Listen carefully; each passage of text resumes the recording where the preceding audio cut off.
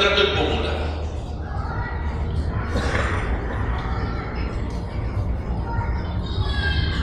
Kalau pemuda yang suka memakmurkan masjid, mencintai Al-Quran, dan dia bisa menjaga diri, dan dia bisa berbakti baik sama orang tuanya, dan selalu menjadikan target utama ridha Allah, wallahi Indonesia makmur. Kalau pemuda dia jauh dari masjid, sibuk hanya pacaran, dan dia meninggalkan salatnya, jauh dari hal-hal yang baik, justru dia jatuh dalam narkoba dan berkali macam-macam dosa dan maksiat, hancurlah negeri Indonesia. Indonesia tergantung pemuda. Mohon maaf, bukan tergantung para tua, tergantung pemuda. Makanya saya bahagia sekali ketika kemarin tanggal 17 April, saya bahagia sekali ketika melihat semua pemuda-pemuda ikut nyoblos di TPS. Walaupun kita belum lihat hasilnya, tapi sabar. Sabar. Ini ujian. Jangan ada orang terlalu muda diadu domba. Sabar. Apapun keputusannya kita tunggu. Keputusan yang resmi dari KPU. Keputusan yang benar, tidak benar, serahkan kepada Allah. Hati-hati, jangan terlalu muda diadu fitnah. Sama-sama muslim, jangan kita diadu domba di antara kita sesama. Bahaya sekali kalau terjadi konflik gara-gara pemilu dan kepentingan politik. Silahkan lihat apa yang terjadi di Timur Tengah. Semua kejadian di Timur Tengah, awal langkah kejadian itu gara-gara kepentingan politik. Yang menjadi korban rakyat. Orang politisi hidup di negeri Eropa, nikmat, senang, bahagia, semuanya serba ada. Mereka tidak bahaya, tapi yang bahaya rakyat. Yaman, Suriah, Irak, dari tahun 90 sampai sekarang Irak tidak bisa aman. Ada orang bawa berita itu Irak saudara, dan mereka perang saudara antara Sunni dan Syiah. Bohong, tidak benar. Ratusan tahun mereka hidup damai antara Sunni dan Syiah, tidak pernah bermasalah. Tapi karena langkah awal kepentingan politik, lama-lama terpengaruhi dengan perbedaan aliran dan berbeda pendapat. Kalau sudah kita menjadi korban dan terpengaruhi demi kepentingan politik, mudah diadu domba, besok-besok akan terjadi perang antara Sunni sama Syiah di Indonesia. Besok lagi akan terjadi antara aliran-aliran yang lain sama golongan-golongan yang lain. Bisa terjadi perpecahan belah. Itu yang diinginkan oleh musuh Islam. Jangan diberikan kesempatan. Terjadi ujian, memang kita menghadapi ujian. Bukan hanya umat Islam di Indonesia. Di Palestina sudah 60, bahkan sudah sampai 70 tahun mereka menghadapi ujian. Tapi kekuatan sabar luar biasa. Tidak pernah putus asa. Biarpun mereka tidak bersenjata, tidak punya apa-apa melawan musuhnya Israel, tapi mereka tetap tidak pernah putus asa, tidak pernah pasrah. Mereka tetap berjuang mencintai Masjidil Aqsa. Saya merasakan perjuangan pemuda ketika saya ke sana, ke Masjidil Aqsa. Makanya jemaah sekalian, kita bisa memperjuangkan tapi tanpa membuat permusuhan. Kita masih bisa bertahan, dan insya Allah ada jalan keluar dari segala kesusahan. Dan Allah tidak mungkin membiarkan kezaliman terjadi. Kalau kita merasa terzalim, tunggu. Dan kita harus belajar saling menghormati. Yang memilih 01 itu hakmu, tapi Anda tidak berhak mencaci maki 02. Yang memilih 02 itu hakmu, tapi Anda tidak berhak mencaci maki 01. Sama-sama muslim, sama-sama orang Indonesia. Malu kita, kadang-kadang aku sedih melihat ini terjadi permusuhan. Ulama di sini mencaci maki ulama yang di sana, ulama yang di sana membalas lagi, dan apa? Ya Allah, malu kalau di antara ulama saja terjadi persoalan permasalahan. Gimana orang awam? Makanya selalu saya dalam doaku, ya Allah, satukan dan rapatkan hati para ulama kami, satukan saf ulama kami. Ada perbedaan itu wajar, tapi yang tidak wajar ada permusuhan. Apa yang saya sampaikan sampaikan sekarang, saya yakin tidak mungkin 100% Anda semua terima. Ya harus belajar. Tidak boleh saya maksa Anda semua ikut pendapatku. Aku hanya menyampaikan, Anda bisa dengar, Anda bisa ikuti, Anda bisa tolak. Itu hakmu menerima atau menolak. Dan ada orang berhak untuk memaksakan kita. Oleh karena itu sekali lagi, mohon jaga dan rapatkan saf kita. Sekarang banyak muncul di media. Ini semua tujuannya pada keinginan mengadu domba di antara kita.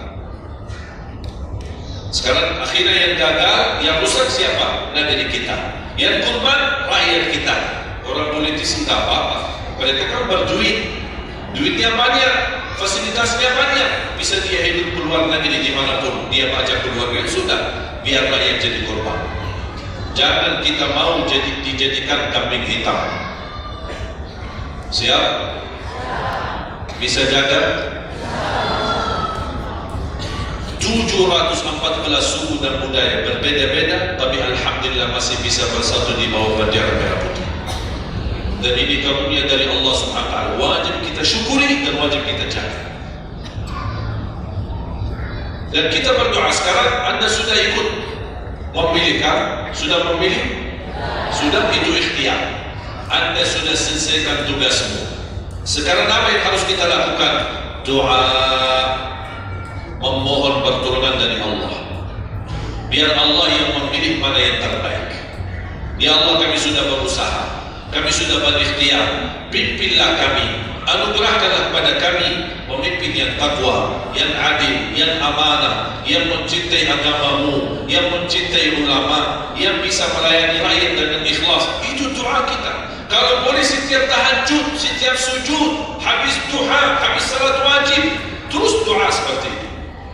Saya punya kebiasaan ketika mengajak jamaah umrah, saya haruskan kepada semua jamaah ketika kami tawaf maupun sa'i, wajib paling tidak 1 kali tawaf, 1 kali sa'i, khusus doakan Indonesia.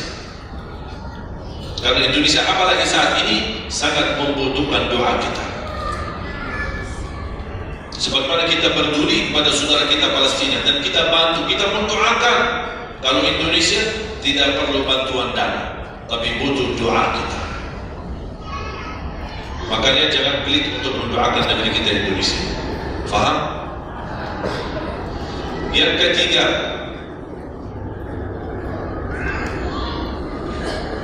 wa an ilmihi wa an malihi min aina iktasaba wa fima anfaqah.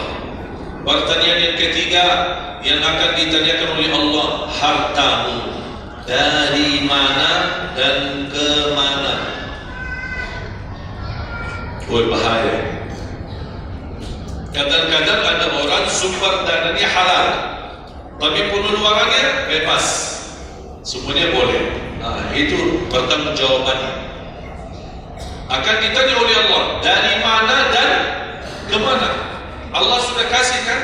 Itu dari mana datang? Anda harus memberi jawaban yang benar. Dan kemana Anda infakkan? Dan ingat, halaluha hisab wa haramuha adab. Harta yang halal bakal dihisab. Sekarang banyak orang salah faham. Orang fikir kalau ada harta yang haram akan dihisab oleh Allah. Tidak. Yang dihisab bukan yang haram, tapi yang halal. Dari mana dan ke mana? Terus yang haram gimana? Ngapain? Diazab. Anda sudah tahu itu haram, tapi Anda lakukan. Allah tak perlu tanya lagi kenapa Anda lakukan. Wabli langsung diazab. Alhamdulillah bisa. Hati-hati. Oleh karena itu bahagia kata Rasulullah SAW, seorang yang mulia, yang Allah berikan kekayaan, diberikan kemampuan, tapi dia bisa menggunakan dengan sebaik-baiknya. Ni'mal malus salih indal abdi salih. Sebaik-baik harta yang halal di tangan hamba yang salih. Itu termasuk harta yang terbaik. Kenapa yang terbaik di tangan orang yang salih? Karena orang salih tidak mungkin salah guna. Dia sudah jaga sumber, dia juga pengeluarannya jelas. Untuk kebutuhan keluarga, tidak mubazir, tidak berlebih-lebihan. Katanya halal, berarti bebas belanja, tidak bebas. Islam tidak menunjukkan seperti itu. Anda boleh ambil kebutuhanmu, tapi jangan berlebih-lebihan. Mohon maaf, coba sekarang tanya ibu, tanya diri sendiri masing-masing. Berapa macam baju di lemari kita?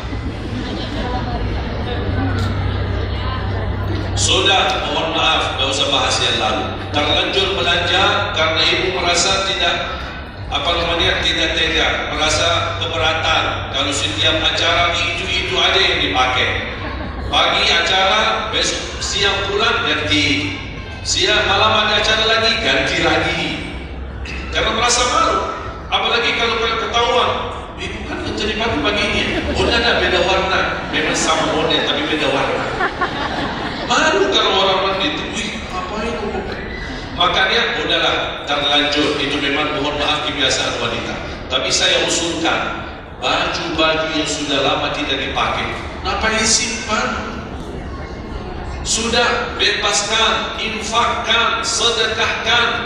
Saya kemarin bermusyawarah dengan tim-tim yayasan kami untuk membuat satu lembaga khusus yang punya pakaian-pakaian yang sudah lama tidak dipakai. Apapun, boleh alat meja, sofa, apa saja yang di rumah, karpet, yang bukannya sesuatu yang tidak pernah dipakai, barang makanan, piring, sendok, apa saja, insya Allah kami bisa ditarik dan dikawal dan dikelola lagi, dikelola ulang, termasuk baju-baju. Kalau ada yang robek, ada yang kita bisa jahit, kita bisa perbaiki dan kita sedekahkan, bisa di dalam negeri dan bisa di luar negeri. Alhamdulillah program ini berjalan di kota Madinah. Alhamdulillah tidak ada lagi mubazir yang buat baju sia-sia. Semuanya bisa dimanfaatkan. Mudah-mudahan terwujud program ini agar ibu-ibu tidak terbeban. Ada kelebihan mau pindah rumah, biasanya kalau pindah, apalagi kalau orang kaya, pindah rumah mana barang-barang dibawa lagi? Barang-barang pasti yang baru-baru semua. Terus yang tersisa kemana? Dibuang atau tidak tahu kemana nih. Udah, kita yang ambil, kita yang kelola, yang perlu diperbaiki kita perbaiki, dan kita hantarkan kepada warga-warga yang miskin yang mereka tidak punya apa-apa. Setuju? Yang terakhir, yang keempat, wa an ilmihi madza amila bihi. Allah akan tanya terhadap ilmumu, apa yang kamu lakukan. Jadi jemaah sekalian, intinya bukan berapa banyak ilmumu, tapi berapa yang Anda amalkan. Oleh karena itu, jangan terlalu banyak belajar. Belajar dan amalkan. Walaupun Anda belajar cuma sedikit, itu jauh lebih baik daripada Anda banyak belajar tapi tidak sempat beramalkan. Belajar, amal, belajar, amal, dan ilmu yang bermanfaat yang diikuti dengan amalun saleh. Ada orang Masya Allah semangat, sana belajar, tapi tidak pernah beramalkan. Dikasih amalan zikir ini tidak diamalkan, ditambah lagi amalan yang kedua tidak diamalkan, akhirnya terbeban, banyak amalan belum ditunaikan. Itu menjadi beban. Nanti di hari kiamat Allah akan tanya, sudah berapa lama kamu belajar, sudah berapa banyak ilmu, apa yang kamu amalkan. Oleh karena itu jemaah sekalian, tolong jaga. Boleh Anda belajar, tapi Anda amalkan. Kalau ada orang berkata, daripada saya salah, ya udah tidak usah belajar, itu bahaya lagi. Ada orang berkata, daripada saya berlumpur dan bisa mengamalkan, mendingan saya tidak usah banyak belajar, udahlah biar saya tunaikan dulu yang sudah saya belajar. Tidak, tetap Anda belajar dan mengamalkan sesuai kemampuannya. La yukallifullahu nafsan illa wus'aha. Walaupun Anda belum tunaikan seluruh amalannya, tidak apa-apa, tapi Anda sudah ada niat, Anda sudah ikhtiar, Anda sudah tunjukkan yang terbaik, tapi kemampuannya memang sampai segini, kemampuannya memang terbatas, tidak apa-apa. Allah melihat Anda sudah bersungguh-sungguh untuk beramalkan apa yang Anda belajar. Oleh karena itu, saya kasih satu amalan, insya Allah mudah-mudahan bermanfaat. Sedekah subuh. Sedekah subuh, kenapa saya berkata sedekah subuh? Bukan berarti tidak boleh sedekah di waktu yang lain. Semua sedekah boleh di setiap waktu dan setiap saat, hari Jumat maupun selain hari Jumat. Tapi sedekah subuh itu termasuk sedekah yang terbaik. Kenapa? Bukan kata saya, tapi kata Rasulullah SAW. Setiap waktu subuh Allah turunkan malaikat, tugasnya mendoakan orang yang bersedekah subuh hari. Allahumma a'ti munfiqan khalafa. Ya Allah, ganti yang lebih baik bagi orang yang infak di subuh hari. Ibu-ibu lagi halangan tidak salat, sebelum beraktivitas isi sedekah subuh. Anda tidak usah susah-susah mencari anak yatim dan orang miskin di subuh hari. Mulai hari ini masing-masing bikin kotak amal atau kotak atau kalim simpan di rumah. Setiap habis salat subuh sebelum beraktivitas isi sedekah. Apalagi kalau sedekah itu disertai doa. Begitu Anda sedekah, sebutkan hajat. Ya Allah, dengan berkah sedekah ini, ya Allah, saya ingin nikah. Mudahkan jodoh. Nikah lagi juga boleh doa. Ada yang sedang melamar kerjaan, Anda isi wallahi dahsyat amalan ini, wallahi dahsyat, manfaatnya banyak untuk menyembuh penyakit, menabulkan hajat, memudahkan urusan. Dan tidak pernah saya sampaikan amalan ini, semua alhamdulillah berhasil mendapatkan hajat. Begitu Anda isi doa, ya Allah, dengan berkah sedekah ini mudahkan lamaran kerjaan saya. Ya Allah, dengan berkah sedekah ini mohon titipkan pahalanya untuk kedua orang tua saya. Kalau ada yang merasa dirinya suka marah, suka emosi, ya Allah, dengan berkah sedekah ini tenangkan hati dan jiwa saya agar tidak emosi lagi. Ya Allah, dengan berkah sedekah ini karuniai kepada aku anak penghafal. Bu, jemaah sekalian, saya berkeluarga 12 bersaudara timnas, dan kami memang sudah disusun satu lusin 12 ini mempersiapkan. Kalau timnas kita belum mampu membawa juara, insya Allah kami sekeluarga siap mengganti timnas. Alhamdulillah, dari saudara saya 12 ini 10 berhafal Al-Quran. Tapi orang tua saya awam, percaya enggak? Orang tua saya bukan ulama, bukan kiai, bukan ustaz. Ayah saya belajar kelas 3 SD.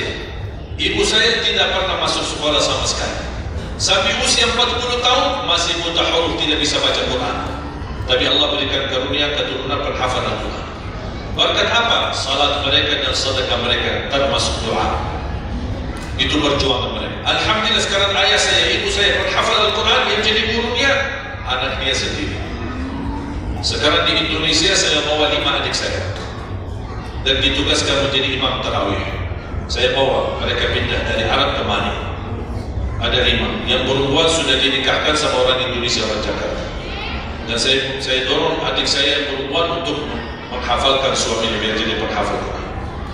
Yang 4 laki-laki, ada yang 2 bawa istrinya masing-masing dari Arab, yang 2 lagi saya nikahkan di Indonesia sama orang Indonesia. Ada 1 sama orang Sunda, 1 sama orang Lombok. Jangan khawatir, Bu, masih ada lagi. Bahkan saya dorong adik-adik saya semua wajib nikah 4. Masing-masing 4 istri. Kenapa? Supaya banyak keturunan. Kalau bisa setiap satu istri 12, satu lusin, satu lusin, satu lusin. Masya Allah, luar biasa. Kenapa? Karena kita punya perjuangan yang masih panjang. Cita-cita saya mencetak 1 juta penghafal Al-Quran di Indonesia. Ketika saya datangkan adik saya tugaskan sama mereka dan tegas. Kalau kalian datang hanya mau berhiburan, pulang. Kalian di sini untuk bersama-sama memperjuangkan untuk mencetak 1 juta penghafal Al-Quran. Dan alhamdulillah program ini sudah jalan. Dan kita terus memperjuangkan. Dan saya harap semua jamaah insya Allah berkenan terlibat dalam program ini. Cita-cita saya, semua masjid se-Indonesia insya Allah diimami imam penghafal Al-Quran 30 juz. Bahkan lebih hebat lagi cita-cita saya. Insya Allah saya yakin akan terjadi. Insya Allah di demikian hari, di waktu yang Allah insya Allah tentukan, insya Allah presiden kita penghafal Al-Quran. Coba ya Allah, rasanya enak. Langsung diumumkan di Masjid Istiqlal khatib dan imam salat Idul Fitri, penghafal Al-Quran 30 juz, Presiden Republik Indonesia. Mantap. Imam salat Idul Adha, Presiden kita. Salat Jumat, khatib dan imam, Presiden kita. Tak perlu ganti imam. Tak perlu ganti imam, subhanallah, luar biasa. Coba saya kagumi ketika membaca dan melihat YouTube-nya Presiden Erdogan Turki. Walaupun beliau bukan penghafal Al-Quran, tapi murattal bacanya beliau, Masya Allah. Mana ada sekarang presiden di dunia Islam sebagaimana bacanya yang benar. Ini sudah saatnya, tapi bukan sekarang ya, nanti maksud saya sabar dulu. Nanti jadi kacau gitu. Coba sabar. Insya Allah ada waktu. Insya Allah. Mulai dari sekarang kita ayo bersama-sama mempersiapkan untuk kalau anda gagal menjadi penghafal Al-Quran, jangan gagal anakmu, cucumu, generasi yang ini semua. Kita melihat, saya bangga, kenapa saya semangat untuk mencetak 1 juta penghafal Quran. Itu berkatnya acara Hafiz Indonesia. Nonton kalau acara Hafiz Indonesia? Nangis ya? Habis tisu kan? Tahu nggak salah satu karunia Allah untuk Indonesia? Ada teman saya pengusaha punya TV di Arab. Beliau ingin membuka dan membuat acara Hafiz Indonesia versi Arab, tapi gagal. Kenapa? Karena tidak menemukan jumlah yang banyak penghafal Al-Quran di bawah usia 10 tahun. Hanya Indonesia saja. Malaysia kalah, Indonesia saja. Di bawah 10 tahun. Dan sayang sekali memang anda yang nonton acara Hafiz Indonesia, anda nonton acara yang sudah jadi, tapi anda belum tahu apa yang kami perjuangkan di belakang layar. Sebelum acara Hafiz Indonesia 4 bulan bekerja keras, sampai tim turun ke lapangan, ke desa-desa, kampung-kampung, ke pulau-pulau untuk mengumpulkan dan mendatangkan, menghadirkan para penghafal Al-Quran.